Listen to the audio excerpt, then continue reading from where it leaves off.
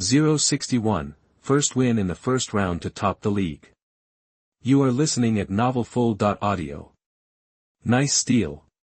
Here comes Munich 1860 on the counter. Fred exclaimed. Munich 1860's counterattacks were known to be lethal, consistently threatening the opponent's goal with a high scoring rate. This was their chance. Here they come. Before Klinsmann could finish, Munich 1860's counterattack was already at the edge of Koblenz's penalty area, so fast. Matic, after winning the ball, passed it diagonally to De Bruyne on the wing. The moment De Bruyne got possession, Rappold tensed up.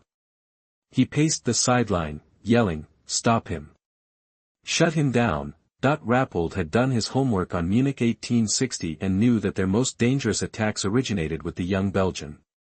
He'd warned his players to mark him closely.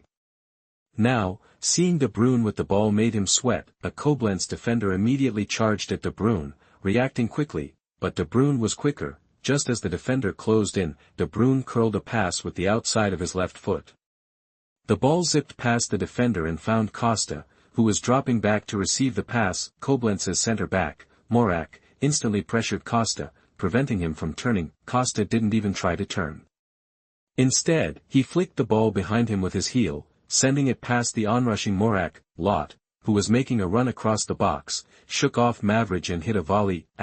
Bang. The ball hurtled toward Koblenz's goal. The Koblenz fans' hearts skipped a beat. Rappold stood frozen, mouth agape, unable to make a sound. Danger. With a dive, goalkeeper Bauken miraculously tipped the ball wide. Corner kick. Munich 1860. De Bruyne curled the corner kick directly into Koblenz's penalty area. Campbell timed his run perfectly, leaping above Mavrij to power a header towards goal. Bang. The ball flew toward the net. Rappold was losing it. Bauken instinctively reached out, and somehow, against all odds, clawed the would-be goal off the line. Unbelievable. Bauken saved Koblenz. Another corner for Munich 1860. This time, De Bruyne played a short corner to Kyle Walker on the wing. He then feigned a cross, cut inside toward the end line, and swept a low cross towards the penalty spot. Lauder, with Morak on his back, met the ball and fired a shot that clanged off the outside of the post and out for a goal kick. Koblenz got lucky there. But Rappold wasn't celebrating. He was deeply worried. The game was slipping away. His players were cracking under the pressure. He had expected his team's superior fitness to become a factor later in the game, given Munich's high-pressing tactics. But, in reality, his players were running on fumes. This was not part of the plan. Rappold stewed. Then, Munich 1860 stole the ball again in midfield. De Bruyne again, the Koblenz midfielders collapsing under the constant pressure. Rappold roared, "Intercept! Defend!" Koblenz's players tried, but they were already floundering. De Bruyne faked a pass, then quickly shifted the ball past the defender and drove towards the edge of the penalty area. Rappold yelled, "Close him down! Don't let him shoot from distance." But as soon as the words left his mouth, De Bruyne unleashed a shot from the top of the box. The ball blazed like a white streak into the lower right corner of the goal. Bauken dived, but couldn't get a touch. Goal! Munich 1860 scores again. They've retaken the lead. It's De Bruyne, the brilliant youngster. Fred yelled, ecstatic. He was riveted by the game. The Munich 1860 players' effort and refusal to quit was infectious. He could see that they were hungrier for the win than Koblenz. Even when things looked bad, they kept attacking, extending their lead. Amazing. Klinsmann added, Munich 1860 taking the lead again is exactly what I expected. They're technically and tactically superior to Koblenz, they want it more, and they're playing with more intensity. This Munich 1860 team is much improved. If they keep this up, they'll be a team to watch this season. Klinsmann clearly admires Tong Yi's tactics and is very optimistic about him and Munich 1860. Rappold looked ashen. Tong Yi turned to Rappold, a glint in his eye, and said calmly, "No matter what you try, you won't take this win from me. I will beat you today. You are too weak." Rappold's face turned purple. He glared at Tong Yi as if he could set him on fire. He snapped, "Don't get cocky. We'll score soon. We'll beat you."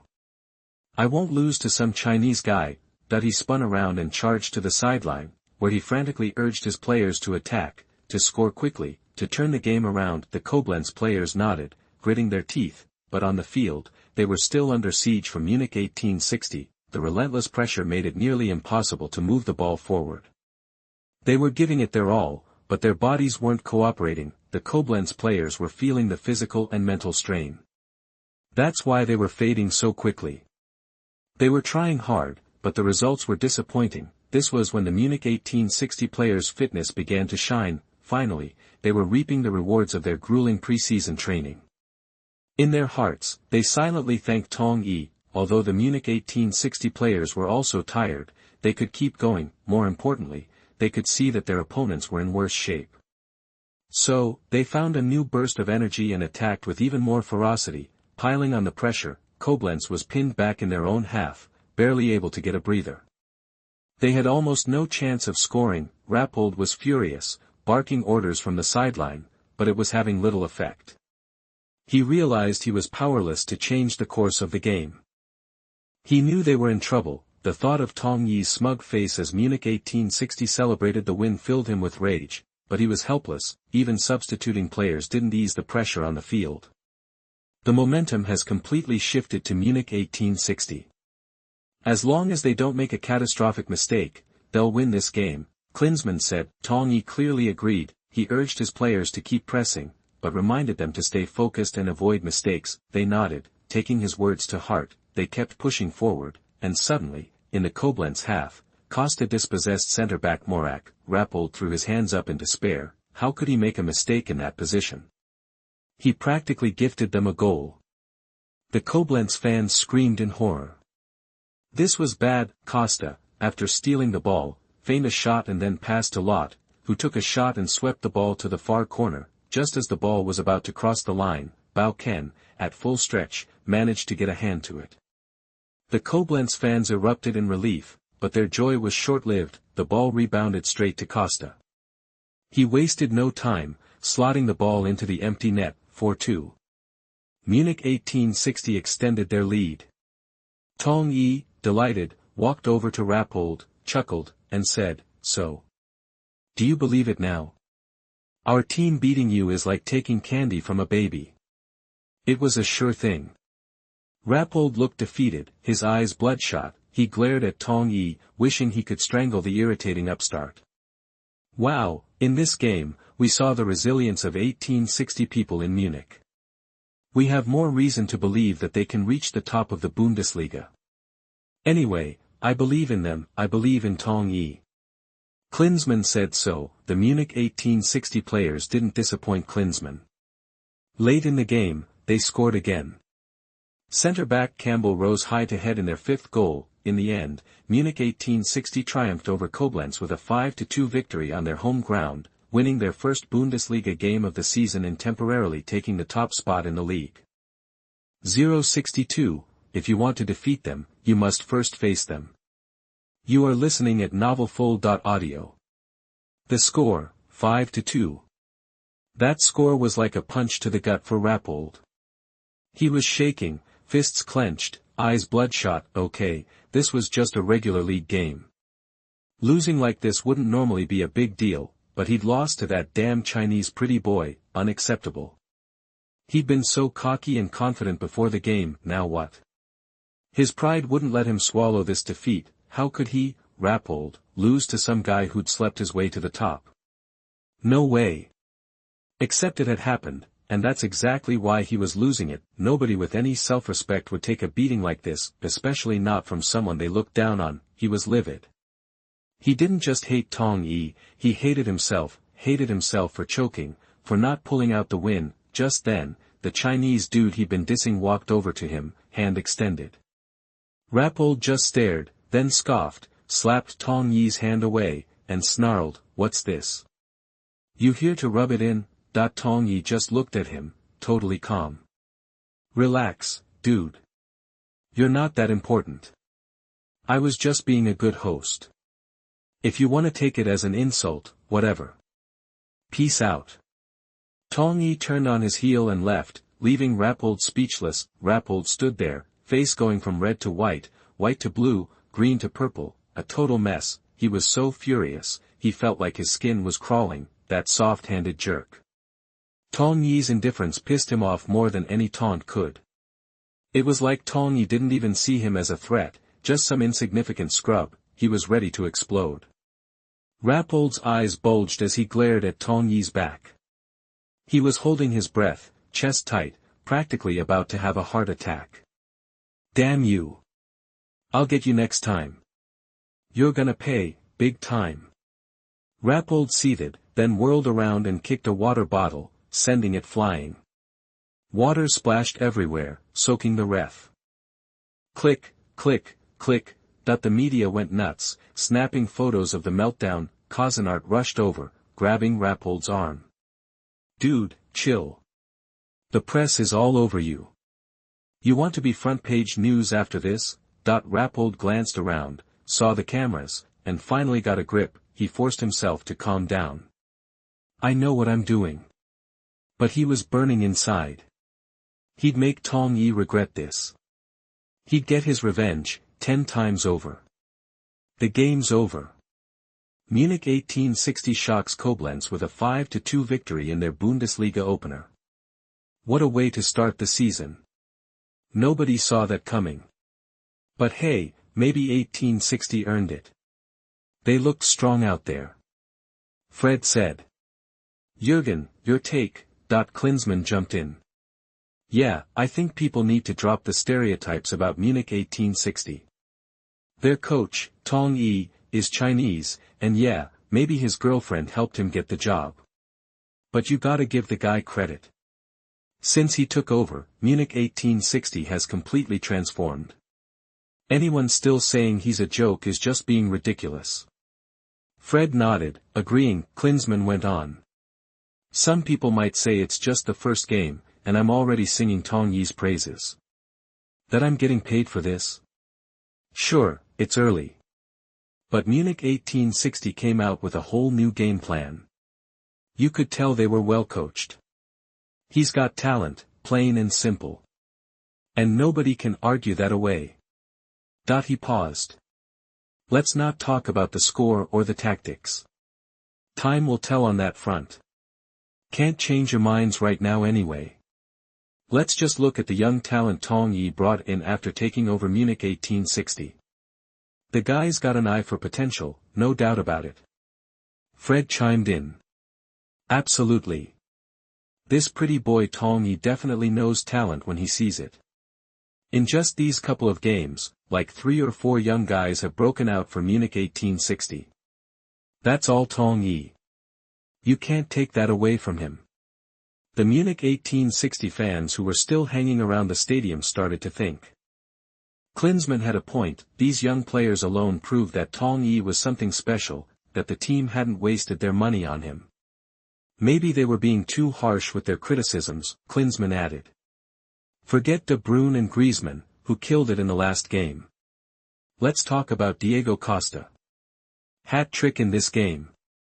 Enough said, right? First hat-trick of the season for Munich 1860. When's the last time anyone scored a hat-trick for 1860 Munich? I couldn't even tell you off the top of my head. Hiss. The Munich 1860 fans at the stadium and at home watching on TV all gasped. Seriously, when was the last hat-trick? It had been so long, nobody could remember. This Costa kid was legit. Suddenly, Costa had become a fan favorite. Klinsmann continued, honestly, I admire Tong Yi. He's got a great eye for talent. And I'm a big fan of Costa. Our playing styles are different, but I like that kid. If he keeps developing, he could be one of the best strikers in the world. No joke, if I was coaching a team right now, I'd be offering him everything to get him on my roster. Tong Yi's got some serious skills. Would be cool to have him on my coaching staff, to be honest. Fred was shocked. He knew Klinsmann liked Tong Yi, but not this much. Was this guy really that good? Fred couldn't help but ask, is Costa really that special? You'd offer him the world. Klinsmann immediately said, of course, Costa's still got a long way to go. He's still raw. technically and mentally. He got lucky today, catching Koblenz off guard. But he's got huge potential, and I love it. Klinsmann was right. Costa's hat trick was a combination of luck and circumstance. Mostly, Koblenz wasn't paying enough attention to him. They were too busy focusing on his strike partner, Lauter. Lauter basically took a bullet for Costa, clearing the path for his shots. And with a little luck, Costa capitalized. Fred nodded. Yeah, Tong Yi's young guys are all a little rough around the edges, but they've got serious potential. That's what's so impressive about Tong Yi. Maybe he's got some kind of magic radar for finding these kids. Klinsmann couldn't help but glance at Tong Yi's back as he walked toward the tunnel. Maybe, just maybe, this guy really did have a gift, Klinsmann went on. But the guy I really want to talk about is De Bruyne. Last game, he was getting double-teamed, barely played in the first half. He had some ups and downs. But then he came alive in the second half and showed what he can do. His ability to adapt and read the game is unreal. I thought it'd take him 4 or 5 seasons to mature. But after that game, I think he's gonna develop fast. He's a real talent. Fred stared, impressed. He'd never heard Klinsmann praise a player like that. This De Bruyne must be something else. But what really blew him away was Tong Yi's eye for talent, who had even heard of Kevin De Bruyne before. Now, after just 2 games, his name was on everyone's lips in Germany, maybe even the world. After this game, scouts from probably a dozen teams would be flocking to Munich 1860's training grounds, watching De Bruyne's every move. And at least 3 teams would be seriously considering signing him. De Bruyne was great, but Fred was even more impressed by Tong Yi. Where did this Chinese guy find so many young geniuses? He couldn't help but glance at the other young players Tong Yi had brought in, the ones who hadn't broken out yet. Were they gonna be the next De Bruynes and Costas? Klinsmann said, so, I'm gonna give a heads up to the other coaches in Bundesliga too, don't underestimate Tong Yi and Munich 1860. Keep ignoring them, and they might be on top of the league table before October. If you want to beat them, you're gonna have to face them head-on. Bang, bang, bang. Fred just applauded enthusiastically. Well said. After the game, Tong Yi led some of the starting players to the press conference at the Allianz Arena. He didn't see Rappold there. He later found out that the guy had just bailed, completely humiliated. Tong Yi smiled to himself. That's it. 063, looking for a replacement for Tristan. You are listening at NovelFull.audio. News of Munich 1860's shocking 5-2 victory over Koblenz spread like wildfire throughout Germany. Nobody saw that coming. Tong Yi actually pulled it off. Is this guy the real deal? Many Munich 1860 fans started having second thoughts. Maybe they were too quick to judge. Okay, so Tong Yi's Chinese, young, and maybe even got his start through connections. But that doesn't automatically mean he's useless. These 2 recent wins don't make him a genius, but the guy's clearly got something. Suddenly, the idea of Tong Yi leading the team didn't seem so crazy after all, and just like that, some of those doubters started climbing aboard the Tong Yi bandwagon. Of course, plenty of people still hated the guy and wanted him gone, but the tide was slowly turning. This infuriated Stecrus. Especially after seeing the media fawning over Tong Yi's eye for talent, calling him a diamond in the rough finder. They pointed to the young players he'd brought in, highlighting their potential as future superstars. Even Klinsmann was praising them. Clearly, Tong Yi knew what he was doing. Some outlets even suggested that even if Tong Yi wasn't head coach material, he was a heck of a transfer guru. Giving him control of transfers was the smartest thing Munich 1860 had ever done. Stecrus nearly blew a gasket reading that those transfer rights were supposed to be his. Why'd they give them to Tong Yi? So Tong Yi's players are good. What about his signings? Was he suddenly incompetent compared to that pretty boy Chinese guy? A guy who slept his way to the top? No way. It was all Klinsmann's fault. Yeah, that's what he decided. If Klinsmann wasn't such a Tong Yi cheerleader, nobody would be singing his praises. Stecrus' face soured. If he didn't get rid of Tong Yi, he'd never get those transfer rights back. Then he saw Jacob's article. Jacob called Tong Yi a Chinese tyrant, detailing his supposedly cruel punishment of young Hoffman. The article claimed Tong Yi didn't respect players' rights, treating them like slaves to be exploited. Jacob painted a bleak picture of Hoffman's life under Tong Yi. He also reported that Hoffman had filed a complaint with the German Professional Players Association, who were taking the matter very seriously. They were demanding answers from Tong Yi and vowed to protect the interests of their members. Jacob essentially turned Tong Yi into a cruel dictator, an enemy of every professional player in the world. He called on players to boycott Tong Yi and stay far, far away. The story exploded, causing a massive backlash. People were outraged. Who knew Tong Yi was such a monster, treating Hoffman so brutally? Some even accused him of openly challenging the German Professional Players Association and endangering every player's livelihood. Professional players lined up to support Hoffman and blast Tong Yi. Jacob even branded Tong Yi public enemy number one for players. The German Professional Players Association wasn't sitting on the sidelines either. They reported Tong Yi's punishment to the German Football Association and the German Professional Football League, expressing their outrage.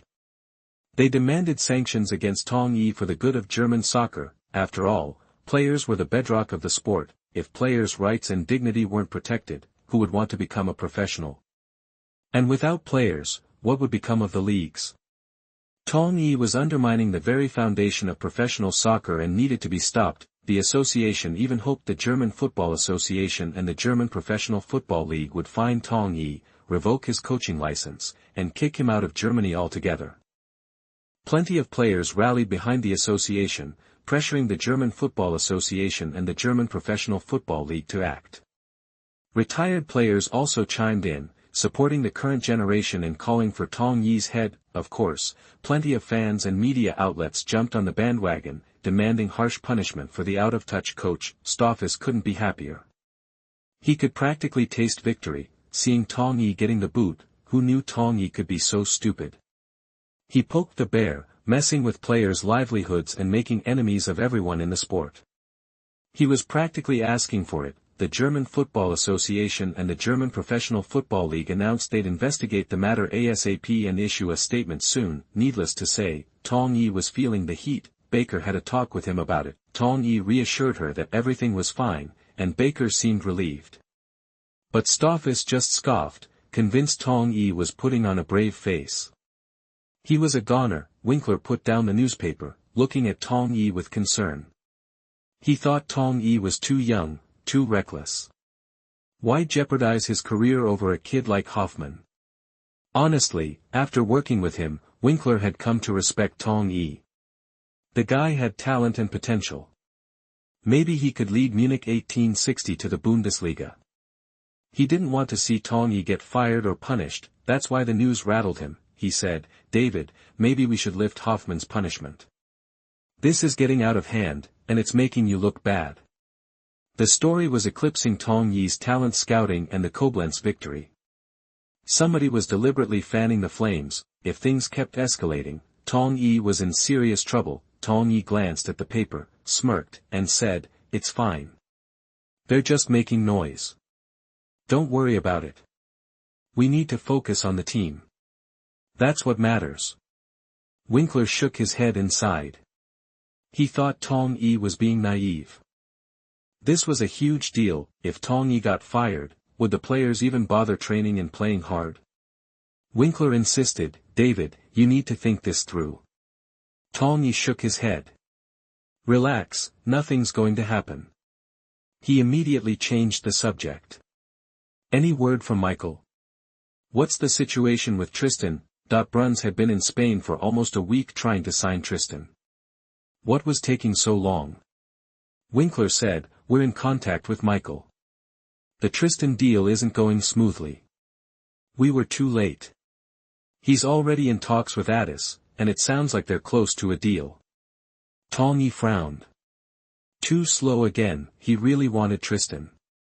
He could mentor Costa, keep him from making mistakes, and speed up his development. Looks like that wasn't going to happen. He asked, "So there's no chance for Munich 1860? Why hasn't Michael come back yet?" "He's important to the team too." Winkler said, "I told Michael that." He said there's still a sliver of hope. He's in touch with Tristan and should have a final answer tonight. Tong Yi nodded. He paused and said, even if there's a chance, it's slim. We need a plan B. Winkler looked up, confused. Plan B? What plan B? You have another target. Tong Yi didn't hide anything. He nodded. Winkler perked up. Who? Tong Yi rummaged through the papers on his desk. He pulled out a file, scanned it, and handed it to Winkler. Winkler looked at Tong Yi and started reading. The first name that jumped out was familiar, Christian Vieri. Winkler was stunned. Tong Yi was interested in the famous Italian striker. Vieri was a good player. But he was ancient. Must be over 35, right? Older than Campbell. Was he even still playing? Winkler looked up at Tong Yi. Where's he playing now? How's his form? What would it cost to sign him? He knew the name, but he didn't know anything about Vieri's current situation. Tong Yi said, last season, Vieri was with Atlanta in Serie A. But he's old and got injured, only played 9 games, scored 2 goals. Before that, he was with Florence, played 39 games and scored 9 goals. Winkler nodded. Not bad. If he could stay healthy, he could probably play for a season or 2 in the Bundesliga. He could still score nearly double-digit goals in Serie A. Winkler asked, how's his injury now? Recovered? Would Atlanta let him go? Tong Yi shook his head. I don't know about the injury. We need to find out. But we don't need Atlanta's permission. He terminated his contract in April. He's a free agent. Rumor has it that a team in England wants to sign him. Winkler said, then we need to move fast. We can't let what happened with Tristan happen again. Tong Yi nodded. Right. We need to contact Vieri ASAP. 064, the 3 generals that make Tong Yi's heart beat. You are listening at NovelsThe. Winkler turned to Tong Yi immediately. Where's Vieri now? Still in Italy, or did he head to England? This question clearly caught Tong Yi off guard. He honestly had no idea. Vieri had terminated his contract with Atlanta back in April and was a free agent. He'd been looking for a team ever since, but hadn't found the right fit and retired in October. Some folks said he was injured and recovering, but it wasn't going well, forcing his decision. Still, some teams were sniffing around during that transfer window. Tong Yi knew Notts County, the 4th-tier English team that had previously courted Campbell, had extended an invite, wanting to bring Vieri over to England. But for some reason, the deal fell through. Could Vieri's injury be to blame? After the Middle Eastern Consortium bought Notts County, they had money to burn and poached former England national team coach Eriksson from Manchester City. Eriksson splashed the cash on players like Campbell, Kasper Schmeichel, Hamann, Ljungberg, Lee Bowyer, and Vieri. Eriksson almost snagged Campbell for Notts County, but Tong Yi intervened in time. Now, history was repeating itself. Both Tong Yi and Eriksson were eyeing Italian centre Vieri. But Tong Yi remembered Notts County passing on Vieri, so he wasn't panicking. Still, Tong Yi had no clue if Vieri was still in Italy, had moved to England, or even the States. Rumor had it some MLS teams were trying to lure Vieri over, but he supposedly didn't want to leave mainstream football just yet. And back in 2015, Tong Yi had heard Vieri was working out, preparing for a comeback. That fizzled out, but the comeback rumors popped up now and then. There was even talk of a Chinese Super League team wanting to bring him over. Nothing came of it, but it showed Vieri wasn't quite ready to hang up his boots. So, now that Munich 1860 was interested, surely Vieri would choose Tong Yi, right? But where the heck was he? Tong Yi shook his head. I honestly don't know where Vieri is. I heard Notts County in England and some teams in the US were talking to him, maybe even some clubs in the Middle East.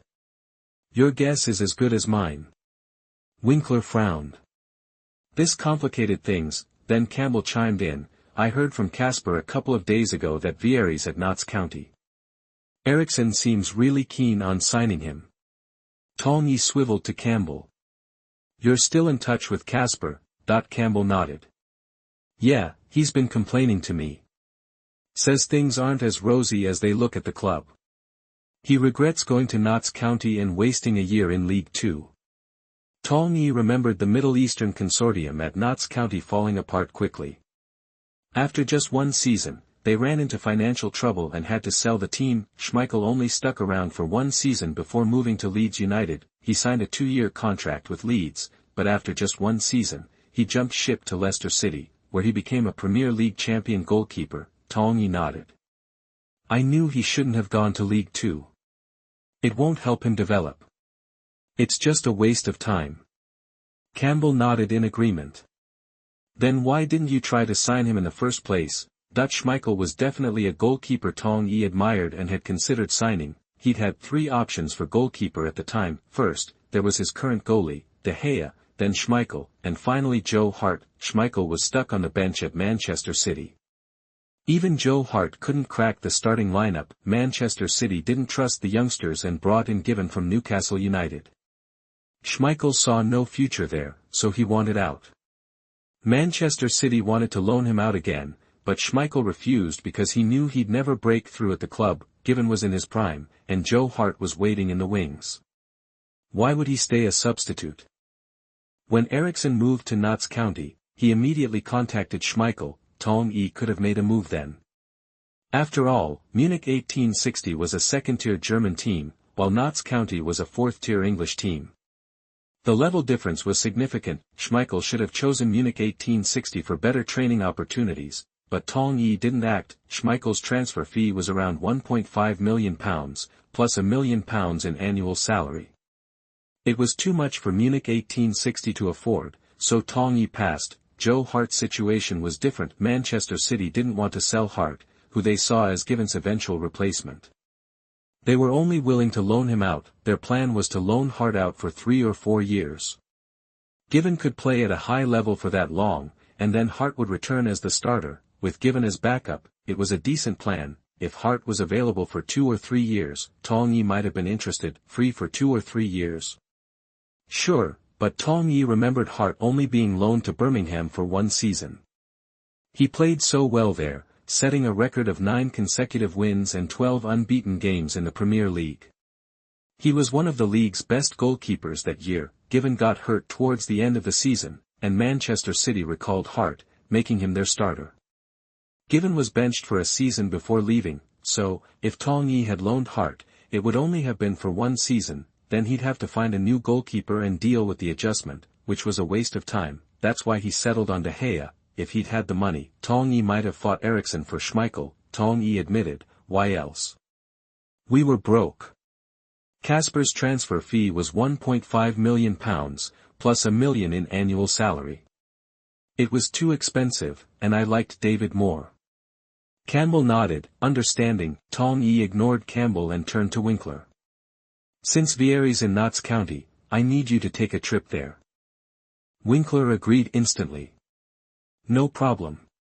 I'll pack my bags and leave tomorrow. Tong Yi nodded. Thanks for the effort. Winkler waved it off. It's nothing. I'll just call it a business trip. Tong Yi smiled. After you meet Vieri, ask about his physical condition. Campbell and Winkler looked surprised. Tong Yi explained calmly, I suspect his injury hasn't fully healed. Tong Yi was genuinely worried about Vieri's health. He thought Vieri might have retired due to injury. If that were true, then Munich 1860 was out of the running. Tong Yi had good reason to worry. Vieri had been plagued by injuries since 2004. He'd just finished as Serie A's top scorer, but by January 2004, he was constantly injured.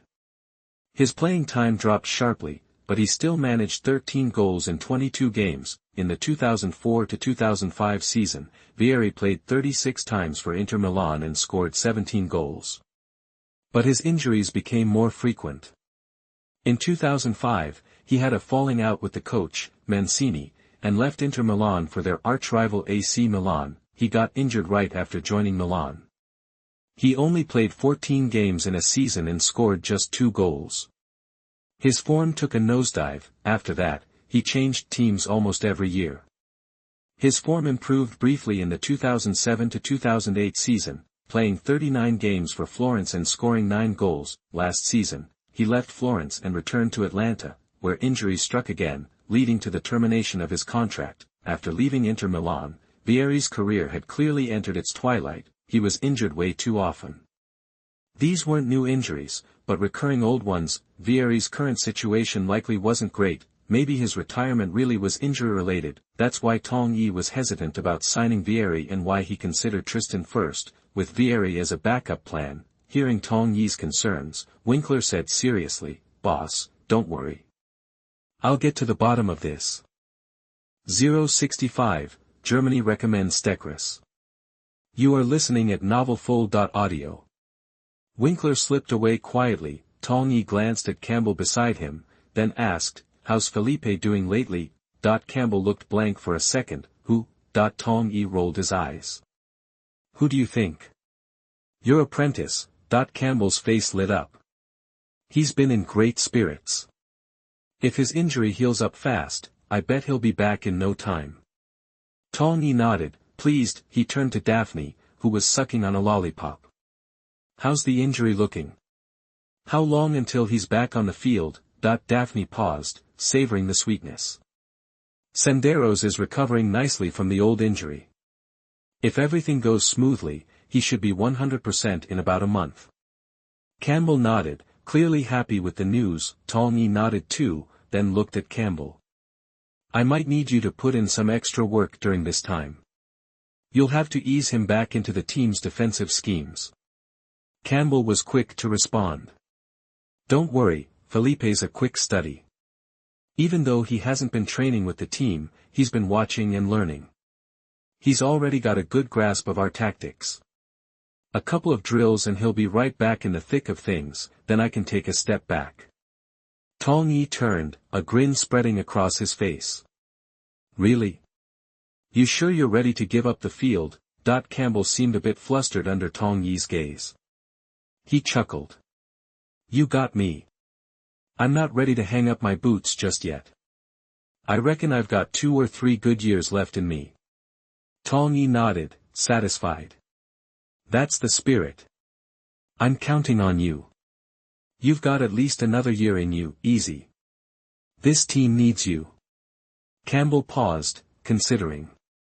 5 years is too long. 3, tops. I'm not ready to coach full-time just yet, but after 3 more years, I want a spot on your coaching staff. Don't go back on your word." Tong Yi smiled. "Don't worry, I won't let you get away that easily." Campbell smiled back, pleased. Suddenly, Tong Yi stood up and walked to the sidelines to watch the training. Stecrus and Kruger were running the drills, one focused on offense, the other on defense, and both taking it seriously. Holubas had just made a big defensive blunder. His defense was definitely a work in progress. Kruger, visibly frustrated, called Holubas over for a stern lecture. Holubas kept his head down, listening without getting defensive. He knew his defense was lacking. Against tougher opponents, he often resorted to fouls. Even then, he couldn't always contain them, getting easily fooled by fakes, leading to more fouls and cards. The Munich 1860 coaching staff had reminded Holubas about this before. The guy wasn't a natural fullback. He worked hard in training and was improving quickly, but still had a ways to go. Kruger had already pointed it out countless times, but Holubas still wasn't getting it, so Kruger was losing his patience. Kruger's voice boomed, "The league just started, and you've already racked up 2 yellow cards, 1 per game. How many games are you gonna play this season at this rate? Playing football isn't just about running around. You gotta think, you hear me?" Holubas had, in fact, picked up 2 yellow cards in the German Cup games, averaging 1 a game. Kruger sighed. "Just watch from the sidelines for a bit and see how the others do it." Then, Kruger called Alaba over to continue the drill. Alaba was still green and lacked experience, but he was already outperforming Holubas. He was a more natural fullback. His defensive skills and instincts were good, he just needed more time and strength. Alaba's physique still needed work, but Tong Yi wasn't keen on pushing him too hard in the gym, preferring a more gradual approach. The stadium echoed with Kruger and Stecrus's booming voices. It was no wonder some people thought they were the brains behind Munich 1860's tactics, and Tong Yi was just a figurehead. Media reporters had piled up evidence to suggest that Stecrus and Kruger were the real coaches, hired by Tong Yi's wealthy girlfriend to create a facade of success for him. Tong Yi, according to them, was nothing. Even some players within Munich 1860 believed it. Little Hoffmann had hinted at this during media interviews. Many outside media outlets and even some football pundits agreed. They couldn't believe a Chinese guy, especially a young, pampered one, could be so good at football. Of course, some very passionate fans also complained to Stecrus and Kruger. Why were they letting Tong Yi take the credit for their hard work and talent? Was that woman paying them too much? They were being short-sighted. They were good enough to succeed on their own, without that woman. They could coach a football club themselves. Some fans were even calling on other clubs online to poach Stecrus and Kruger and let them lead their own teams. They were sure they'd get great results and expose Tong Yi as a fraud. The suggestion gained a lot of traction online, with over 10,000 replies and 100,000 likes. Evidently, the idea resonated with many. Some idle netizens had even started scouting out potential teams for Stecrus and Kruger. They figured they weren't quite ready for the Bundesliga yet, but they could coach some German Bundesliga teams or even some regional league teams. That would be better than staying at Munich 1860 and building up someone else's reputation. At this point, some netizens were suggesting Stecrus and Kruger to clubs in the Bundesliga too, hoping they'd get hired to coach there and humiliate Tong Yi, the pampered fraud. In the process, surprisingly, the suggestion seemed to have an effect. According to sources, several head coaches from German second division clubs had already contacted Stecrus and Kruger, offering them assistant coach positions and promising that they wouldn't steal their work like Tong Yi had. Some Bundesliga 2 clubs even offered them head coaching jobs for their second teams, allowing them to showcase their abilities. The more the rumors swirled, the more people believed Tong Yi was a puppet and incapable of doing anything.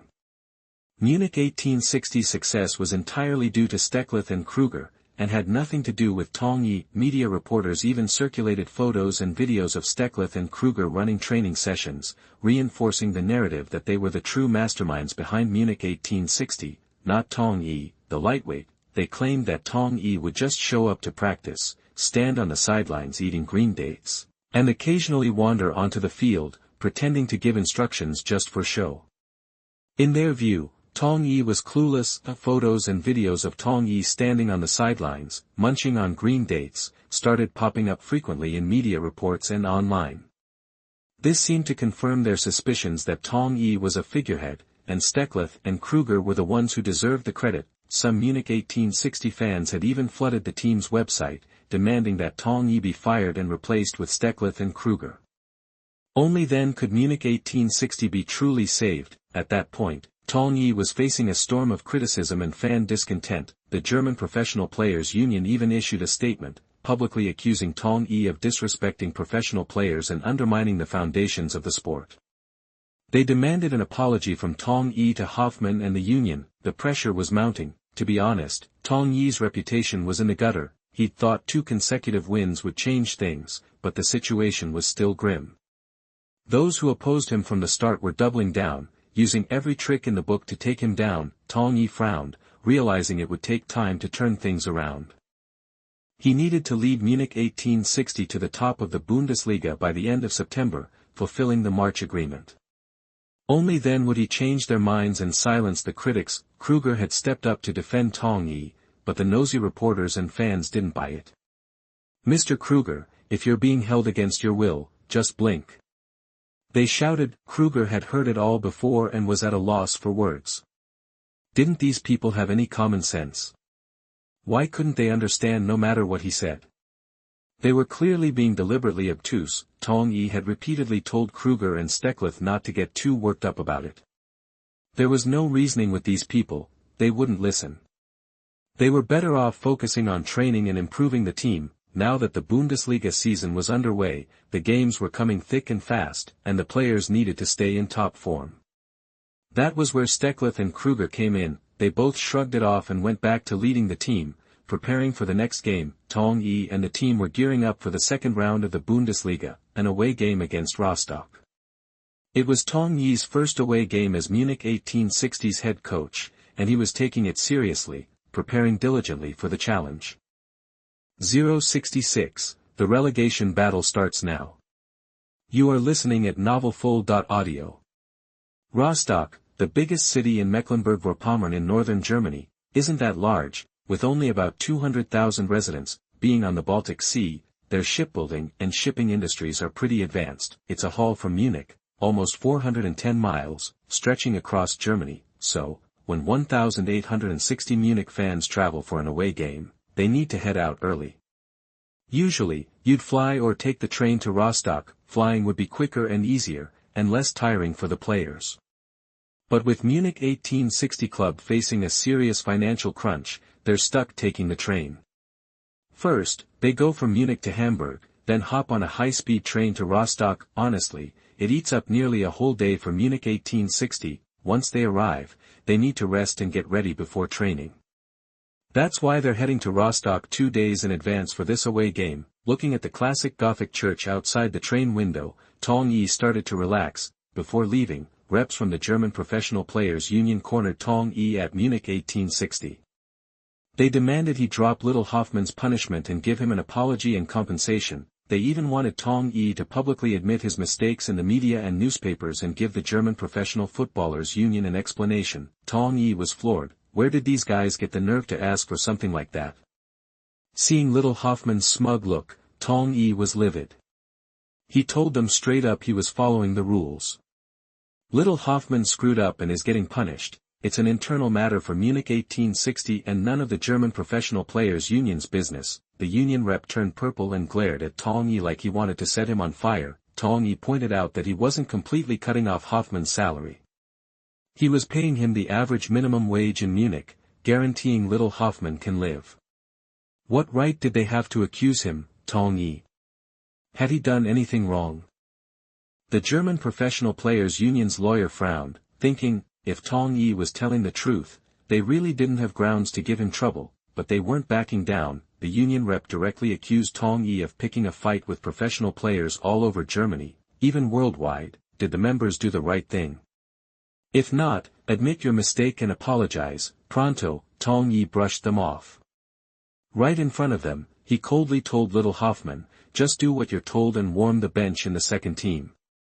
In 2 years, your contract's up, and you're out of here. Then, Tong Yi ignored them and walked away, leaving a bunch of furious guys in his wake. Word is, they and Little Hoffmann didn't give up. They went straight to the team's chairman, Baker, and general manager, Stoffels, hoping they'd step in and teach Tong Yi a lesson, maybe even fire him to ruin his career in German soccer. Tong Yi didn't sweat it.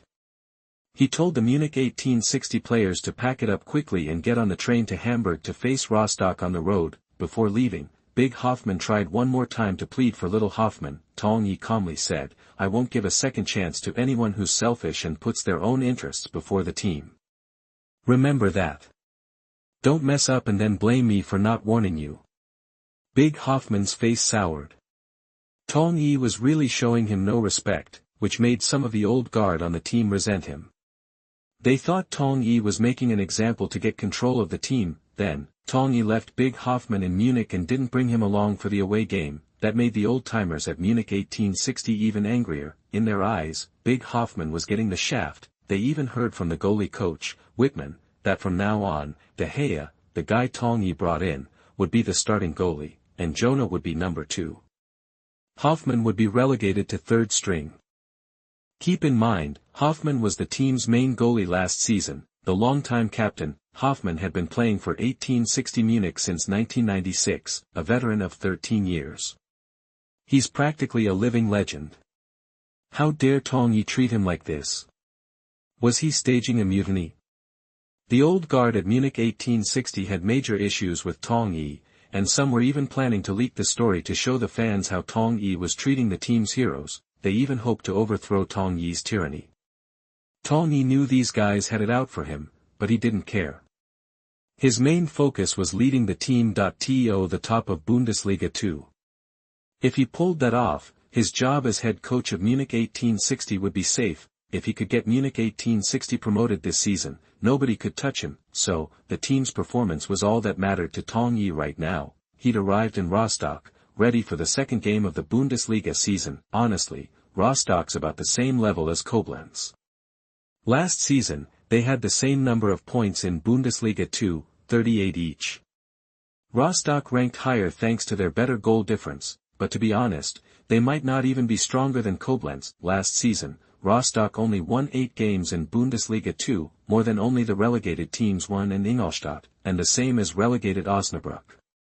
Koblenz won 11 games last season, so Rostock isn't that strong. At the start of the Bundesliga season, Rostock, like 1860 Munich and Koblenz, were picked by the media and soccer experts as likely relegation candidates, so, Rostock isn't exactly a powerhouse, of course. In the eyes of the media and soccer experts, Rostock is still stronger than Munich 1860. Munich 1860 is a goner, firmly in a relegation spot. Rostock still has a chance to escape the drop. At this point, the media were already predicting the game's outcome. Even though Munich 1860 crushed Koblenz 5-2 in the last game, they're still the same old weak Munich 1860. That game was just luck. It wouldn't happen again. Munich 1860 couldn't beat Koblenz twice. In the last game, Koblenz's head coach, Rappold, underestimated Tong Yi and his opponent, which is why they lost. If Rostock paid attention to Munich 1860, they'd win this time. Some bookmakers even favored Rostock, believing they'd win this game. Naturally, the local Rostock fans felt the same way. They believed their team had gotten stronger this season, even though they lost 3-1 to Bielefeld on the road in the first game. They were just unlucky. They had more scoring chances, but just didn't get the bounces. They even figured that if that last game had been at home, they would have won. 067, the first away game of the new season. You are listening at NovelFull.audio. In the first game, they lost 3-1. Tong Yi was surprised that the team ranked near the bottom of the league was so confident facing the top team. Even more surprising, the fans and media seemed to agree. Tong Yi was speechless. It was like Munich in 1860 easily beating Rostock, right? Sebastian, Rostock's main center-back, told reporters, Munich 1860's forwards. Honestly, I don't even know who they are. Are they any good? They're all kinda small. Sure, they might have one good game, but I watched their first game, and that young guy is nothing to worry about. Trust me, he won't get a single shot against me in this game. Sebastian was really running his mouth. Louder, Munich 1860's forward, fired back, oh yeah. If you're so great, how'd your defense give up 53 goals last season? Maybe you should wait until you're not dead last to start talking trash. This game will be like taking candy from a baby for us. Louder added, don't underestimate our Diego. He's the top scorer in the league right now. If you disrespect him, you disrespect everyone in the league. Don't get cocky. Diego's gonna show you how it's done. Louder's words pissed off the Rostock fans, who were silently cursing him. Sebastian from Rostock also said, Munich 1860 isn't actually that strong. It's just their relentless style of play has caught everyone off guard. Once teams adjust, their results will tank. Just wait and see. Starting with this game, Munich 1860 isn't going to win again anytime soon. Rostock was clearly confident, acting like the league leaders were no big deal. Rostock's forward, Johnson, also said in an interview, I don't really know much about Munich 1860. I don't know how good they are. But I'm ready to give it my all. I've been playing great lately, and I'm confident I can score. Johnson sounded very sure of himself. Johnson continued, of course, Munich 1860's central defender, Campbell, is pretty solid. He's old, but he's still got something left. I watched their first game, and even though he didn't have many standout moments, he was decent. He might give me some trouble. He added, but I'm confident in myself. I can score against anyone. I'm not afraid of any defender. All I need to do in this game is complete the coach's mission and win. That's the kind of confidence Rostock had. Their fullback, Achapuka, was even bolder. He told reporters, our team is strong this season. We're going to turn things around from last year. We're aiming for the top 3. We need to get promoted. He was the only one in Rostock openly talking about promotion. Even their coach, Chachuber, wouldn't say something like that. This guy was practically overflowing with confidence. The Rostock fans were ecstatic and rallied behind Ochipka. They declared that their promotion push would start with a win in this game. They were determined to beat Munich 1860, then, Koblenz's coach, Rappold, decided to chime in. He told reporters, "Honestly, I'm betting on Rostock. Munich 1860 isn't that great. They just got lucky last game." Rappold was still salty about that loss. Anyone who watched that game knew Koblenz was lucky even to be close. They got 2 penalty kicks and still couldn't win, which just showed they were outmatched, yet, they were still rooting for Rostock. Koblenz was basically guaranteed to be relegated, and they hadn't improved at all. Rostock was different. They lost their first game, but they looked way better than last season. They just had some bad luck. Everyone believed Rostock's luck couldn't stay bad forever, so, they were sure Rostock would turn things around against Munich 1860. Rostock was going to win that game, no question. Munich 1860's arrival in Rostock drew plenty of media attention. They swarmed the team's hotel and training ground, monitoring every move and trying to gauge their mental and physical state. The Rostock team even sent spies to Munich 1860's training sessions to gather information. Clearly, Rostock was taking Munich 1860 seriously. The day before the game, reporters interviewed members of Munich 1860. Tong Yi told them, "To be honest, this game is crucial for us. If we want to stay on top, we have to win every game. So, this game is definitely part of our plan to win." Jacob rolled his eyes, thinking Tong Yi was full of it. Jacob had followed them to Rostock, still determined to get revenge on Munich 1860.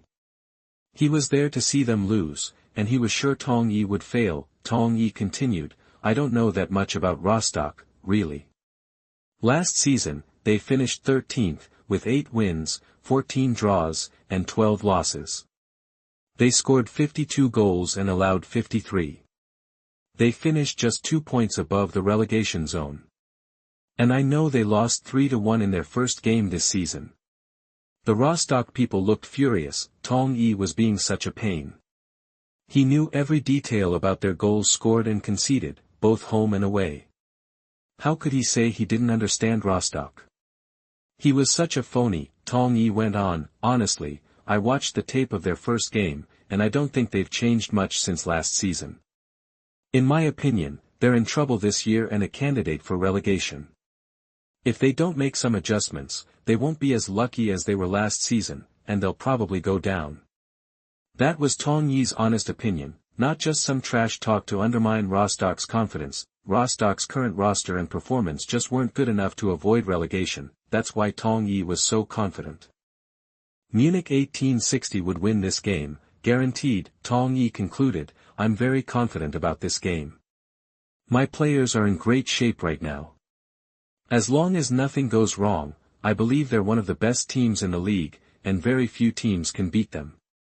Jacob just smirked, full of disbelief. He wasn't buying into Munich 1860, and certainly not Tong Yi.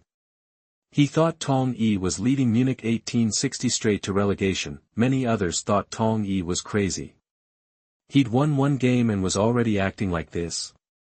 Did he really think he could get promoted? Dream on. German professional soccer was much tougher than that. Tong Yi ignored the doubters, turned, and left without taking any more questions. Other Munich 1860 players were interviewed.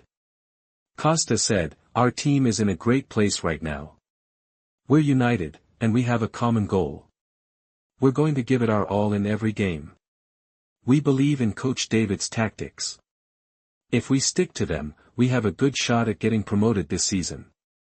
The first win gave us a lot of confidence, and now we're confident we can beat anyone." Costa was also asked about Sebastian. He said, "To be honest, I've only seen him play on tape. I didn't know who he was before. And honestly, he didn't look great. 2 goals against him last game. He's got some problems. I think I can get some easy shots against him." Sebastian was probably fuming. He was definitely going to teach Costa a lesson and show him how brutal the professional game could be. Costa added, "As for whether I'll score in this game, I don't know. But I'll definitely try my best. But scoring isn't the most important thing. The important thing is that we win." Costa's words earned him some applause. The kid was humble and confident at the same time. Of course, no one really believed what Costa said. It was almost impossible for Munich 1860 to win this game. Rostock wouldn't allow it. Then, Campbell also gave an interview. He said, "I only have one thing to say about this game, we're going to give it our all and win. Rostock isn't good. They're not even close." Campbell's words enraged the Rostock fans, making them even more determined to crush Munich 1860. The game hadn't even started yet, and the tension was already high. Everyone was looking forward to it even more. The second round of Bundesliga 2 was about to begin, with Rostock hosting 1860 Munich. 068, are we really going to lose? You are listening at NovelFull.audio. It was 1 o'clock in the afternoon on August 15, 2009, at the Rostock Baltic Stadium, also known as the East Sea Stadium. The name comes from the Baltic Sea, which lies to the east of Rostock. The stadium, with a capacity of 29,000, was packed. Local fans were clearly passionate about soccer, having practically filled every seat and turned the stadium into a sea of blue, matching Rostock's home jersey of blue with white sleeves and pants. They were going wild, cheering and jumping with excitement, especially since Rostock had just scored. Their young, 18-year-old midfielder, Felix Kruse, had just put them ahead. The Rostock faithful were ecstatic, waving their team scarves, jumping up and down, chanting Kruse's name. Less than a minute into the game, Rostock had already found the net. Tong Yi, watching from the sidelines, was stunned. He hadn't expected to concede a goal so early, especially to Rostock of all teams. His eyes were drawn to the young goalscorer. He looked remarkably like Toni Kroos, the talented German national team midfielder, the one who'd won the World Cup and 3 consecutive Champions League titles with Real Madrid. Then it clicked. This kid was Toni Kroos's brother. However, compared to his famous sibling, this Kroos's talent was a bit lacking. He wasn't projected to achieve as much. Tong Yi estimated his potential at only 130, barely enough for the Bundesliga. Still, today, the young man, currently part of the German U19 national team, was having a good game.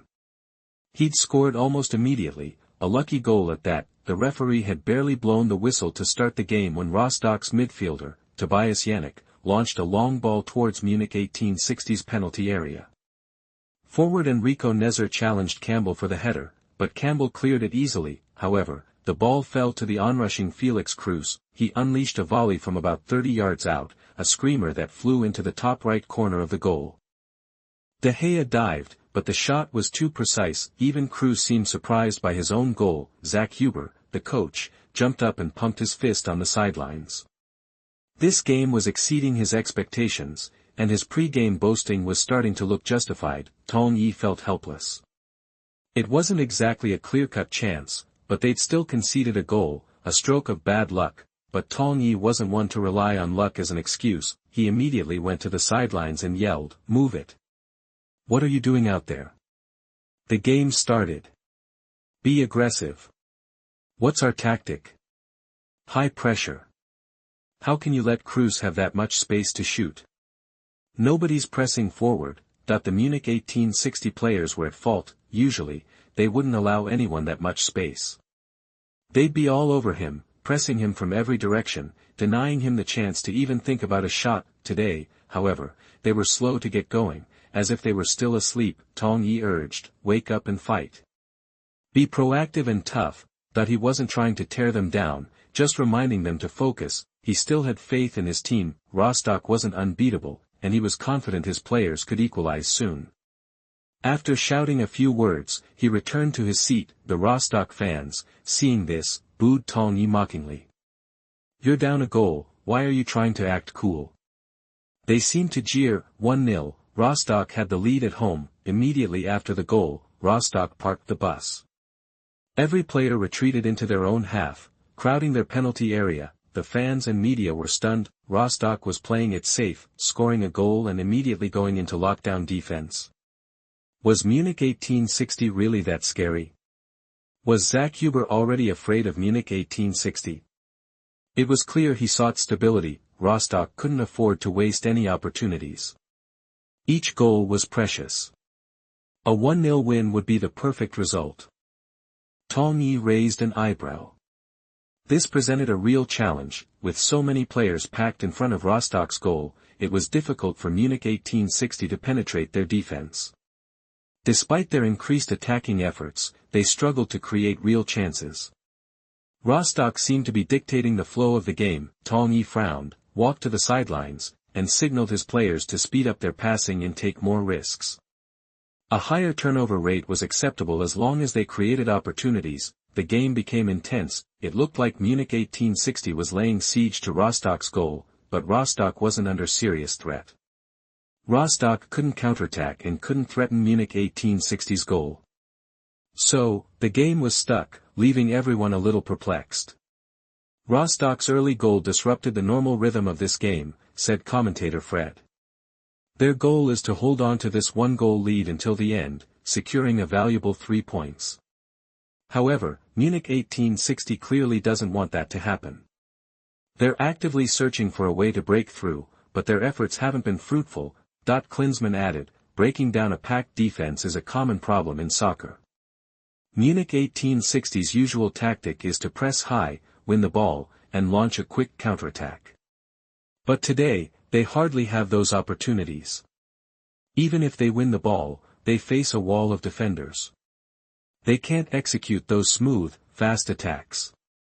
It's difficult for them to score.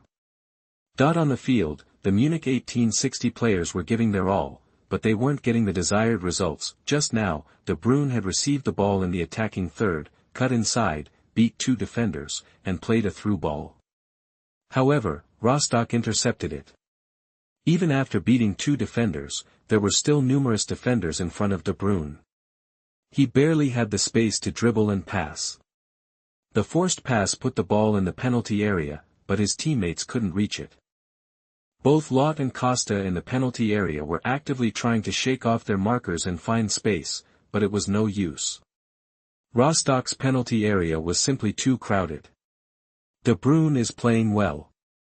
His passing vision is amazing, and he is delivering the ball to dangerous positions in the penalty area. But Lauter was marked tightly by Rostock's defenders. He lost his position and couldn't catch the ball. There were just too many people in the Rostock penalty area, making it too difficult to penetrate their defense, Fred said. Klinsmann also commented, yes, it's too crowded. It's hard to execute intricate plays. Munich 1860 is struggling to get the ball into the opponent's penalty area and create threats. Facing this kind of packed defense, they need to play a more direct game, try more long-range shots and crosses from the wings, using simpler methods to find a goal. Fred agreed, nodding. In the stadium, Munich 1860 was uncharacteristically controlling possession, keeping the ball at their feet. This was contrary to their usual style. Tong Yi had never prioritized possession. But today, they had no choice. They needed to control the game, pass the ball around, and create opportunities. De Bruyne stepped up, acting as both an attacking midfielder and a deep-lying playmaker. He played well, but Munich 1860 still struggled to create meaningful chances. As the first half approached the halfway point, the score remained 1-0 in Rostock's favor. The Munich 1860 players were growing frustrated and playing a bit haphazardly. Some of their passes were careless, leading to frequent turnovers. Tong Yi's eyes narrowed, sensing danger. He quickly moved to the sidelines and shouted to his players, "Don't get anxious. Don't pass blindly. Be patient if there's no opening. I told you to pass the ball aggressively, not recklessly. Stay calm, we'll have our chances." At that moment, Rostock launched a quick counterattack. 3 passes brought the ball into Munich's half. Kroos played a brilliant through ball, sending Nezer clear. Unfortunately, Nezer's first touch was poor, pushing the ball too far ahead. By the time he recovered, Campbell was on him, preventing him from going through on goal. Under pressure, Nezer passed the ball back to Marcel West, who fired a long-range shot high over the bar. While Rostock didn't score from this counterattack, it served as a wake-up call to Munich 1860. If they weren't careful and fully committed, they could very well lose this game. 069, completely ruining any hope of a comeback. You are listening at NovelsThe Giant Creator. Munich 1860 was down 0-1 against Rostock at the half in their away game. Jacob in the stands was loving it. See? This is how Munich 1860 really is, he thought. The slightest bit of competition, and they crumble. He couldn't resist turning to Tong Yi on the sidelines, his face dripping with disdain. Even Stecrus can't save that damn Chinese guy, he said smugly to his assistant. As long as he's here, Munich 1860 will never win. The assistant looked a little stunned, a conflict brewing inside him. Winning is all Stecrus, losing is all Tong Yi's fault. Talk about a double standard. Teach, he kept his thoughts to himself, though, but it was clear to everyone that Munich 1860 was struggling. They'd been aggressive in the first half, pushing hard, but their attacks were weak. They rarely threatened Rostock's goal. If Munich 1860 didn't change things up in the second half, they were in real trouble. Rostock's head coach, Zach Huber, was thrilled. Seeing Munich 1860's helplessness, he was getting pumped. He was certain Rostock would win. Still, he remained cautious. He didn't want anything to go wrong. Rostock had to win this game, so, in the locker room, he reminded the players not to get complacent in the second half. Don't underestimate Munich 1860, he warned. Play hard, stay focused, and give it everything you've got. The Rostock players nodded, understanding the importance. Zach Huber also made sure to praise Cruz for his outstanding performance in the first half. Without that long shot, things could have been very different. Cruz was energized, promising to keep pushing in the second half and not give Munich 1860 an inch. Zach Huber was pleased, nodding approvingly. Soon, the Rostock players were back on the field, ready for the second half. Zach Huber shot a quick glance at Tong Yi, a smirk plastered on his face. You want to go head-to-head with me? You need a few more decades of practice. I'm way ahead of you. I'm about to give you a serious lesson in coaching. Tong Yi, seeing the 0-1 score, wasn't panicking. They'd been on the defensive in the first half and hadn't created many opportunities, but he was actually somewhat satisfied. Aside from the one unlucky goal, Rostock hadn't really threatened them. The key was fixing their offense in the second half. During the break, Tong Yi had come up with a plan: play possum. Make Rostock think they had an opening, lure them into attacking. That way, their defense would spread thin, creating opportunities for Munich 1860. It was risky, sure, but Tong Yi had faith in his defense. He told Campbell, "We're loose on the outside, tight on the inside. Control the tempo. Let them attack, but don't let them get close to our goal." Got it. Campbell frowned slightly, but nodded. "I know it's a tough ask, but I believe in you and the whole defensive line," Tong Yi said. "They're not that strong offensively. Even if they attack, they shouldn't be able to break through." Campbell nodded firmly. "Got it, boss. Don't worry." Tong Yi turned to the other players. "Remember, we're luring them in, not giving up. Understand?" The Munich 1860 players nodded. "That means staying sharp," Tong Yi continued. "No letting up, no zoning out." Got it. Again, the players nodded. Then Tong Yi looked at Lauter apologetically. "Benjamin, I'm gonna have to sub you out early." Lauter looked surprised for a moment, then nodded. "No problem, coach. Whatever it takes to win." Tong Yi nodded, grateful. If only all the older players were as understanding as Lauter. Things would be a lot easier. "All right, guys," Tong Yi said. "The second half is where we decide this. Let's get fired up. It's go time." The Munich 1860 players erupted in cheers, their fighting spirit renewed. Munich 1860. They charged out of the locker room and onto the field, ready for the second half. As Tong Yi emerged from the tunnel, he felt Zachhuber's eyes on him. He looked up and saw the smirk of disdain on Zachhuber's face. Tong Yi shrugged, thinking, enjoy it while it lasts. You won't get another chance. Despite being down, Tong Yi was still completely confident. He knew Munich 1860 would win. He believed in his players. "All right, the players are back on the field, and the second half is about to begin," announced commentator Fred. In the first half, Rostock took a 1-0 lead against Munich 1860 with a goal in the first minute. Munich 1860 struggled in the first half. They didn't really have any decent offensive plays. If they don't change something up, they're in trouble, Fred said. The Rostock fans were already celebrating, putting pressure on Munich 1860. Wait a minute. There's a change. Munich 1860 is making a substitution. Klinsmann exclaimed, sounding excited. Fred looked towards the sidelines, frowning. Yes, Munich 1860 is making a substitution, but the player looks unfamiliar and very young. Who is he? And who's he replacing? Fred was puzzled by the substitution. Munich 1860 needed to boost their offense, so why bring in an unknown kid? Did they expect him to score goals and turn the game around? Klinsmann was equally confused, unsure of Tong Yi's strategy. Even Rostock's head coach, Zach Huber, wondered about the young player on the sidelines. Could he be some kind of prodigy? Is Tong Yi out of his mind? Does he really think he can just pull in some random kid and suddenly have a genius player? That's not how it works. Substitution. Munich 1860 is replacing forward Lauter, number 11, with striker Jamie Vardy, number 29. Wow! Replacing Lauter now? What's Tong Yi thinking? Fred asked, baffled. The fans at the stadium and watching at home were stunned. Munich 1860 was in desperate need of goals, and they were taking out their main forward, their top scorer from last season. It made no sense.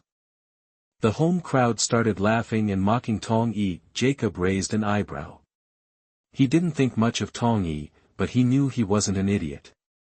So why was he doing this? Did Tong Yi really think this kid was better than Lauter and could score goals?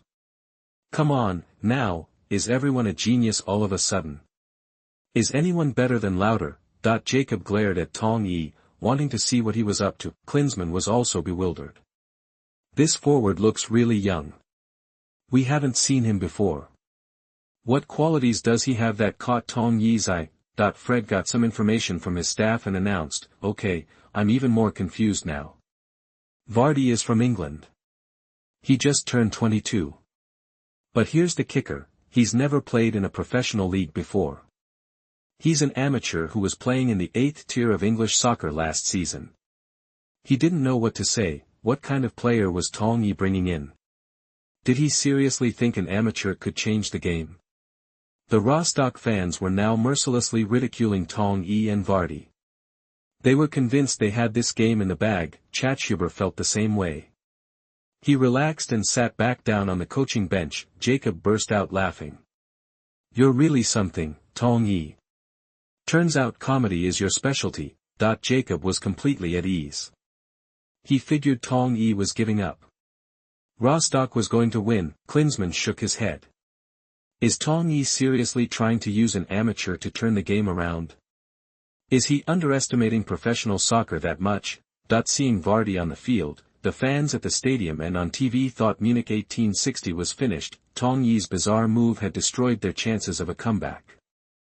070, God-given opportunity, I will take it. You are listening at NovelFull.audio. The second half was underway, and Munich 1860 made a substitution. Many fans, both at the game and watching on TV, questioned Tong Yi's decision. They felt like he was clueless, and the substitution was a complete waste. Stecrus would have been a better choice to make the call. He would never have made such an amateur move. Rostock's head coach, Zach Huber, said confidently, we're going to win this. Beep, the ref blew the whistle, and the second half officially started. Rostock stuck to their defensive counterattack strategy, practically retreating to their own side of the field. They were determined to protect their one-goal lead and ride it out to the end. Why risk it when they were almost guaranteed a win? Munich 1860 launched a furious attack at the start of the second half, which only confirmed Rostock's strategy was working, defend at all costs. This made things incredibly difficult for Munich's attack. With the entire opposing team packed in front of their penalty area, Munich's offensive players struggled to break through and get inside. It was even tough to get the ball into the box. Munich was attacking hard, but without much to show for it, and Vardy, the amateur player Tong Yi brought in, was practically invisible. Even the Rostock defenders barely noticed him, as if they were playing with an extra man, but that wasn't the whole story. Vardy was actually putting in a ton of effort. He was pressing hard in the front, running himself ragged, and tackling like a defensive midfielder. Tong Yi was pleased with his relentless hustle. It was characteristic of Vardy's style, and it fit perfectly into Tong Yi's game plan. However, to everyone else, it seemed pointless. They thought, you brought Vardy on as a forward to score goals when we're behind, not to run around aimlessly. And yeah, to most viewers, Vardy did look lost. Offensively, he wasn't helping Munich 1860 at all. All he was bringing was effort. Commentator Fred frowned. This substitution by Munich 1860 is just not working. Since this amateur came on, the team's attack hasn't improved at all. In fact, it's lost its edge. Their offense is a mess, and they pose no threat to Rostock whatsoever. This has to be a major blunder, right Jürgen? What do you think? Klinsmann also looked concerned. He honestly didn't understand the point of Tong Yi's substitution. He thought for a moment, then said, yeah, Vardy hasn't added anything to Munich 1860's attack. If anything, he's made it more disorganized. It's like the pressure they used in the Sangban game, ineffective. I wonder what Tong Yi is trying to do. That the Munich 1860 fans watching at home were stunned. They were now completely convinced by the media reports. Stecrus had been the one really calling the shots, not this damn Chinese guy. Look at this ridiculous substitution. Is he trying to throw the game? The Munich 1860 fans ripped into Tong Yi from their couches. Since Rostock was so far from Munich, not many Munich 1860 fans had traveled to the away game. So, the stadium was almost entirely filled with home team supporters, and they were loving every minute of Tong Yi's perceived failures. They thought he was clueless and had practically handed them the win. They were ecstatic. Tong Yi remained calmly seated on the bench, seemingly unfazed. He acted like everything was going according to plan. This confused everyone. What's with the charade? Fred continued, we can see from these past few minutes that Vardy is clearly an amateur. He's just not on the same level as everyone else. I really don't get what Tong Yi's trying to prove by bringing him in. Does he seriously think every young player he likes is a genius? Fred started to question Tong Yi's player evaluations. Maybe Griezmann and De Bruyne were just flukes, and Tong Yi's eye for talent wasn't so special after all. To be honest, Klinsmann was starting to doubt it too. Klinsmann stared at Vardy on the field. Vardy is definitely struggling, he said. After all, he was an amateur before. It's incredibly difficult to find a diamond in the rough. Tong Yi has too much faith in his own intuition. Vardy is no star in the making. Bobu, star. The Rostock fans immediately unleashed a torrent of boos on Vardy. Earlier, their center-back, Tim Sebastian, had toyed with Vardy near their penalty area, making him look like a fool. The Rostock fans loved it and made sure to mock Vardy mercilessly. Of course, in their eyes, mocking Vardy was mocking Tong Yi. You think you can beat us with a player this bad? What a joke. Klinsmann went on, I think they should sub Vardy off now. It would not only give Munich 1860 a much-needed boost, but also protect Vardy. Getting this much criticism at such a young age could really damage his confidence. Klinsmann hoped Tong Yi would correct his mistake quickly. On the field, Munich 1860's defense was weakening, and they were steadily losing ground. Fred quickly chimed in, they can't keep going like this. Munich 1860 needs to make a change and take Vardy out. Honestly, Lauter was playing well. Why did he take him off? There's no comparison between Vardy and Lauter. It's like shooting yourself in the foot. Fred was visibly frustrated, not to mention the Munich 1860 fans. Jacob, watching from the stands, was grinning from ear to ear. He knew he was right all along. Stecrus was the brains of the operation, not this loser of a Chinese coach. Tong Yi, this game will be your downfall. Jacob was overjoyed. Even Chachuber was baffled by Tong Yi's decision. Was this some kind of early surrender? And now, Munich's attack was clearly losing steam, barely holding on. Wasn't this Rostock's chance to strike? Should we go for it? Chatshuber hesitated. If they didn't capitalize on the opportunity, it would be a waste. But if they attacked, they risked falling into a trap. Chatshuber was torn. Just then, Rostock midfielder Yannick stole the ball.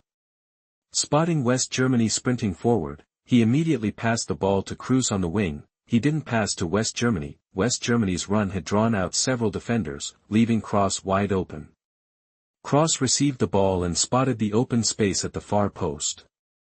He launched a 45-degree cross, sending the ball soaring through the Munich 1860 penalty area, right to the back post. Niesel, racing in from behind, leaped over Givania and headed the ball.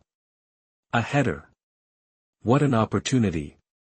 Fred shouted. The Munich 1860 fans watching on TV nearly had a heart attack. The header was powerful and on target. Snap. Munich 1860's goalkeeper, De Gea, made a diving save, tipping the ball just before it crossed the line. Otherwise, Munich 1860 would be down by 2 goals and virtually out of the game. Close call. Corner kick. Rostock had a corner kick. Yannick walked over to the corner flag, surveyed the Munich 1860 penalty area, and took a quick run-up. He faked a direct shot, pulling a short corner with Kruse. Then, he whipped the ball from near the baseline towards the back post. Sebastian rose above Vardy, heading the ball powerfully toward the Munich 1860 goal. Danger. The ball looked destined for the net, but De Gea was there again, punching the ball away. Vardy, panicking, instinctively swung his foot to clear the danger. But just then, a leg appeared from behind and poked the ball toward the goal. Danger, West Germany shoots. Fred roared. The ball missed the near post and rolled out of play. Rostock had been unlucky. Chatshuber looked disappointed. A goal there would have eased the pressure on him. Did you see that? Since Vardy came on, Munich 1860 has completely lost control and is getting pushed around. If I were Zach Huber, I'd definitely attack now, because Munich 1860 has already given up. Klinsmann nodded in agreement. Jacob thought so too, but Chatshuber was still hesitant. Should he take advantage of their weakness and attack? Just then, midfielder Kruse stole the ball again. He immediately passed it to West Germany, who was sprinting forward. West Germany was about to break into the penalty area for a one-on-one. What a chance, but Campbell suddenly appeared and challenged West Germany. West Germany was too slender to withstand the hit, so he had to rush his shot. The ball screamed towards the Munich 1860 goal. Bang. The ball slammed into the advertisement behind the goal, slightly off. If Campbell hadn't defended in time, that would have been a goal. Chatshuber's eyes lit up. He waved his arm, signaling the Rostock players to attack. This was their chance. Munich's team was in disarray, and they couldn't mount any real offense. Seized the opportunity. Chatshuber's assistant shouted onto the field, full attack. Our chance is here. Hearing that shout, Tong Yi's eyes sparkled. It's done, he said excitedly.